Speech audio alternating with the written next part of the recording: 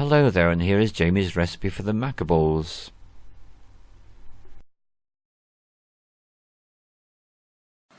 So, Maca balls, I hear. Raw Maca balls. This is for you midnight munchheads who want to do the raw food diet. Nice, easy, 4 ingredients put together. And you can keep these in the fridge, they'll last for a couple of weeks. And every time you're feeling a bit low on energy or your sugar levels down a bit, munch one of these. Away you go again. Carrot powder. Nice cheap substitute to cacao. 60 grams.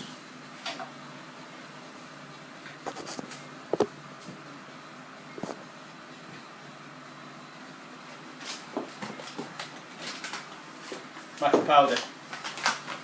And then nature's superfoods grown in the Andes, very high altitudes, absolute superpower. Really good for energy. Nice chocolatey taste. Two heaped tablespoons Maca powder. 60 grams of carob. Agave nectar, good alternative sweetness to sugar. 2 tablespoons. Nice healthy ones, depends how you like your sweetness.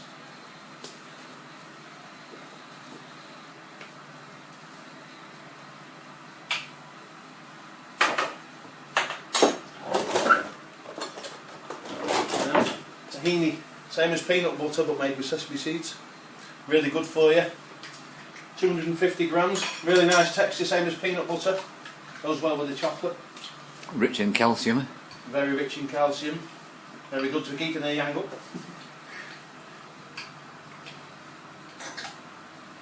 So it's 250 grams. Maybe 4/5 of the jar.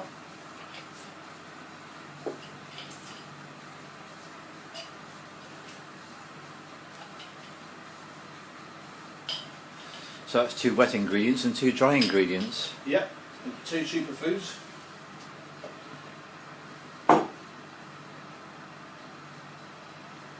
And all you need now, a good spatula, and just work it all together. Can you tip the bowl to show us? Lovely. That's where it gets nice and messy.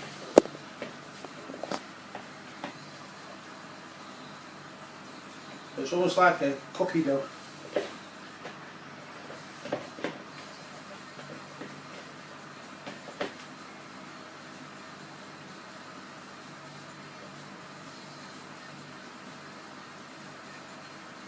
You can do these into any size pieces that you like. There's been full of Indian there.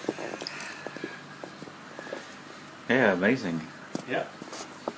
Nice size pieces. Whatever size you like, whatever size you snack, depends how big your palate is. Nice big balls of Nepalese temple ball there.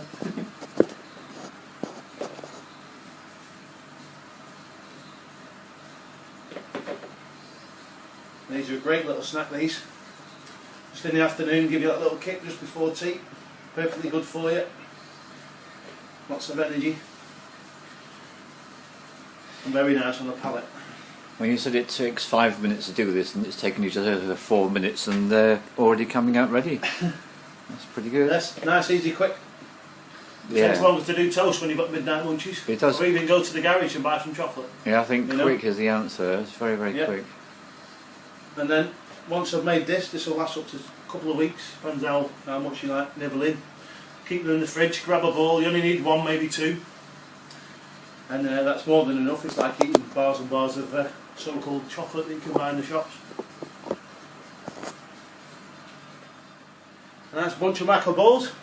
Either last you a couple of weeks, or if you're there with your mates having a bit of a sesh, it'll be gone in 5 minutes, trust me. Thank you very much indeed. There's That a was special wonderful. one for Keith. Thank you. Nice one. I'm going to enjoy this. And my first taste of a Maca ball reminded me of my first taste of the vegetarian chili in the raw.